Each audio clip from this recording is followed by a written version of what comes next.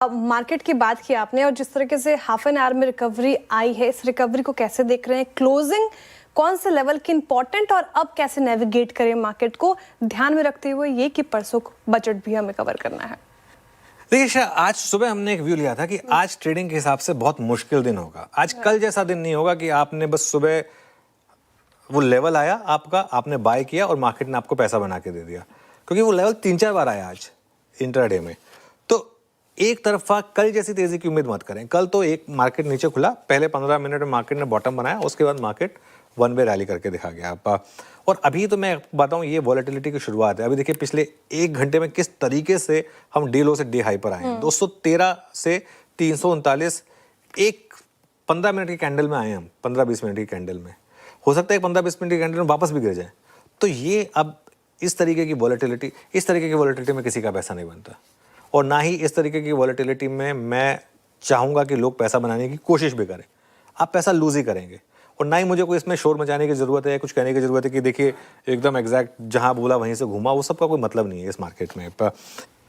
या तो आप 25,600 के ऊपर निकल जाएं, उसके ऊपर बंद हो जाएं पोस्ट बजट, या फिर आप 24,900 के नीचे चले जाएं। जो भी होगा, जहाँ पर भी ये रेंज टूटेगी वहाँ से 1000 पॉइंट की आपको मूव मिल सकती है निफ्टी पर।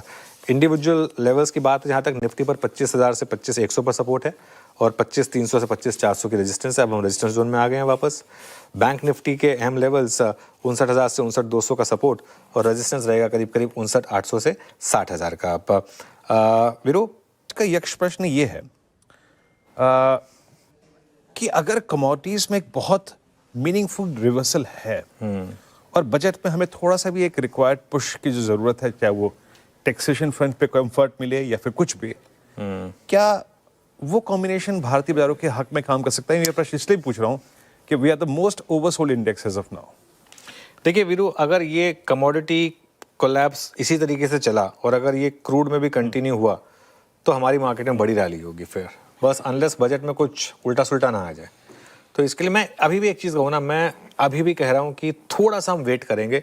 बड़ा व्यू ना, अब मैं बड़ा व्यू नहीं ले रहा हूँ यहाँ से। बड़ा व्यू अब हम मंडे को ही लेंगे, संडे को भी नहीं लेंगे। बड़ा व्यू मंडे को ही लेंगे। मंडे सेकंड हाफ तक एक थोड़ा सा एक पिक्चर की कुछ क्लैरिटी मिल जाएगी हमें। लेकिन हाँ, एक सेंस बन रही है कि अगर ये one way global commodity market की रैली जो है ये ख़त्म हुई है। वैसे मेरा व्यू ये नहीं है, क्योंकि मेरा व्यू ये है कि ये जो कमोडिटी की रैली है ना, आप बिटकॉइन की रैली आपको याद है बीच बीच में किस तरीके से करेक्शन आती थी? उसमें 10 गुना हुआ था बिटकॉइन, लेकिन 10 गुना होने से पहले उसमें बीच बीच में 20-20, 30-30% के भी करेक्शन ड्रॉ डाउन आई है। ग्लोबल मार्केट में इस तरीके के मूव कॉमन है। चांदी में आज ये पहला दिन नहीं है, इस पूरे पिछले थर्सडे को था या पता नहीं किस दिन था, ETF 15% नीचे थे सिल्वर के। ऐसा नहीं है कि आज पहली बार सिल्वर ETFs 10 से 12% गिरे, पहले भी गिरे थे, और उसके बाद अगले दिन ही उससे बड़ा बाउंस आया था उनमें। अगर ये डी डॉलराइजेशन और ग्लोबल ट्रेड है 3 साल की, तो बहुत जल्दी इसकी ऑबिचुरी लिखना थोड़ा सा बेमानी होगा। आई थिंक क्या होता है ना, कई बार क्या होता है, लोग एक रैली को मिस कर देते हैं। सबने चांदी की रैली मिस की है, फैक्ट है ये। जिसके पास है चांदी वो खुश है, उसको फर्क नहीं पड़ रहा आज एक बार 10% गिर गया। वो जो कमोडिटी 4 गुना हो गई, उसमें अगर 3 गुना हो गई, उसमें अगर एक बार के लिए 10% की गिरावट आ गई तो ठीक है, क्या फर्क पड़ता है। जिसने मिस कर दी ना, वो बड़ा खुश है। देखिए, मैं तो कह ही रहा था आपको कि ये सब फंसाने वाले हैं, अब बस हो गया सोने चांदी का। ये इसको टाइम देते हैं थोड़ा सा। हाँ, अगर और यहाँ से करेक्शन बढ़ी 20, 25, 30% गिर गई हाई से, तब एक सेंस बनेगी कि हाँ ठीक है, अब ड्रॉ डाउन है। Otherwise I think it will be too early to say that. India में क्या हो गया जो ये एवरेस्ट पर जाकर पहुंच गया है? लेकिन उससे पहले सर, हमारे मार्केट को क्या हो गया? 3 दिन अच्छा खासा हरियाली के साथ ट्रेड कर रहे थे।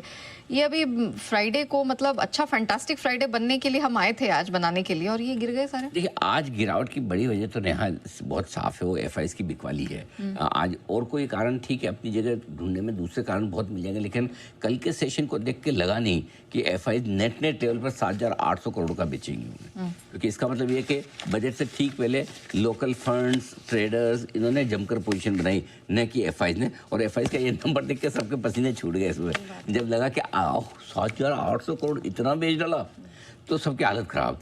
इस वजह से मैं तो इसलिए देखो, ऑनेस्टली हमने भी कहा था हम पहले सपोर्ट लेवल पे नहीं खरीदना चाहते, हम इंपॉर्टेंट सपोर्ट लेवल पे ही खरीदेंगे, आराम से खरीदेंगे, बड़े सपोर्ट पे खरीदेंगे।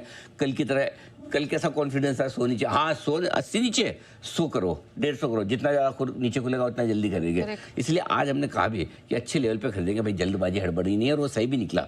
आपको पूरे दिन बाजार, एक बार जरा निफ्टी और बैंक निफ्टी का चार्ट लाइए इंट्राडे का, आपको पता चलेगा पूरे दिन बाजार ने आपको मौका दिया आराम से खरीदारी करने का, आपको समझ में आ जाएगा। तो इसलिए जो सोचा कि आराम से धीरे धीरे खरीदें, कोई हड़बड़ी नहीं, और वो नीचे के लेवल पे आपको आते हुए दिखे भी। आप देखिए पूरे दिन भर आपको फुल चांस मिला है खरीदारी करने का। आखिरी अभी ये जो रिकवरी आई उसके पहले तो डे लो बनाए, अब पिछले आधे घंटे में 2 काम हुए हैं। क्या डे लो से डे हाई आया है निफ्टी, पिछले आधे घंटे में हुआ है। ये 1:30 बजे से जब मैं कमेंट्री लिखने लगा, अपनी स्टडी लिखने लगा, उसी समय डे लो छुआ था निफ्टी ने, और वहीं से डे हाई भी आ गया है। आप सोचो जो आज निफ्टी का डे लो दिख रहा है आपको 25,213, ये भी 15-20 मिनट पहले ही हुआ है, और 15-20 मिनट में डे हाई पर आ गया 25,350 पे। ये 300 रुपये हाई चल रहा है।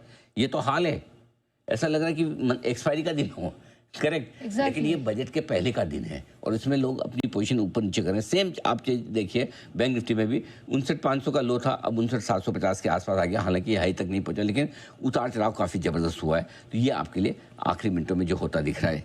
अब आइए 2 दिन की नेट खरीदारी के बाद कल एफआईज ने जमकर बिकवाली की। दुनिया भर में सोने चांदी और मेटल्स की कीमतों में जिस तरह की उतार चढ़ाव के साथ कमजोरी हो रही है, वो भी थोड़ा सा कॉन्फिडेंस हिला रही है। क्योंकि डर क्या लगता है, अच्छा सोना चांदी गिरा है, मेटल गिरा, अब इक्विटी तो नहीं गिर जाएगा। डर ये लगता है कि अरे इसका मतलब अब पता चला हमारा नंबर तो नहीं है। तो इस तरह से जो वो गिरने का डर है वो बड़ा इंपॉर्टेंट है, ठीक है। चौथा, बजट से पहले 3 दिन तक अच्छी तेजी होगी। ऐसे में जो ट्रेडर्स फंसे हुए हैं, जिनकी पोजीशन थोड़ी ऊपर की थी, बजट के पहले जो डर है, कहाँ 25,000 था, कहाँ 25,400 आ गया, चलो बेच के पोजीशन कम करते हैं, हल्की करते हैं, एक वो भी रीज़न है।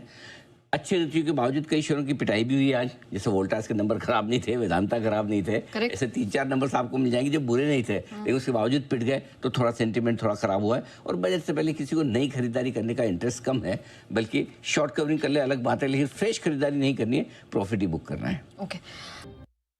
यूएस फ्यूचर्स सर 350 से 400 अंक नीचे है।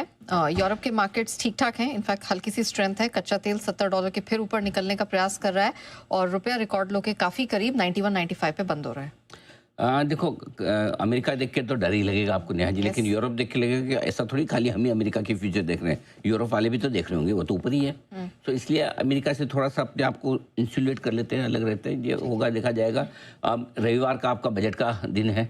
रविवार के दिन 2 चीज़ें इंपॉर्टेंट है, एक तो थोड़ा सा वॉल्यूम कम हो सकता है क्योंकि कई लोग छुट्टियों पे रहते हैं, डोमेस्टिक भले ही सारे नहीं भी हो, वो भी 70-80% ही हो गए, एफआईज 15-20-25% होंगे, बाकी छुट्टी पर रहेंगे। तो एक्शन देखते हैं क्या कुछ होता है। लेकिन जहाँ तक अब से लेकर बजट सुबह 11 बजे तक का संडे का सवाल है, जैसा हमारा अनुमान था 25,300 के आसपास क्लोजिंग होनी चाहिए, वहीं होती हुई दिख रही है, ज़्यादा ऊपर नहीं। बैंक निफ्टी की क्लोजिंग भी 59,600 के आसपास ही होती दिख रही है, विच इज़ फाइन। हम नई पोजीशन बनाने की राय नहीं देंगे। अब 2 घंटे के लिए क्या नई पोजीशन बनानी, 9:15 से 11 के बीच में। तो अगर आपकी लॉन्ग पोजीशन है तो आप 25,200 का पुट ऑप्शन खरीद कर हेज करें, शॉर्ट है तो 25,400 का कॉल ऑप्शन खरीद कर हेज करें, ज़्यादा 100 पॉइंट इधर उधर की पोजीशन लेकर हेज कर लें, ज़्यादा बेहतर। बैंक निफ्टी का जहाँ तक सवाल है 59,300 या 59,400 का पुट ऑप्शन लेकर हेज रखें अपने आप को, शॉर्ट है तो 59,800 का कॉल ऑप्शन खरीद कर हेज करें, नई पोजीशन नहीं बनाएंगे। जितनी पोजीशन आप कम कर सकते हैं आज और बजट के दिन 11 बजे तक, उतना बढ़िया है। कुछ बड़े दिनों में ट्रेड नहीं करना ज़्यादा इंपॉर्टेंट है। उस इवेंट को, उस घटना को, उस जो भी चीज़ हो रही है जैसे बजट, उसको समझना ज़्यादा इंपॉर्टेंट है। वो करेंगे तो बेहतर है, क्योंकि नुकसान लगने के चांसेस हो जाते हैं ज़्यादा, मुनाफा कमाने के कम। आप देखिए जिस तरह से हिंदुस्तान जिंक दौड़ रहा था, अब आज 13% नीचे हिंदुस्तान जिंक। तो बढ़ते भी ऐसे ही हैं, घटते भी ऐसे ही हैं, आपको पता ही है ये सारी चीज़ें।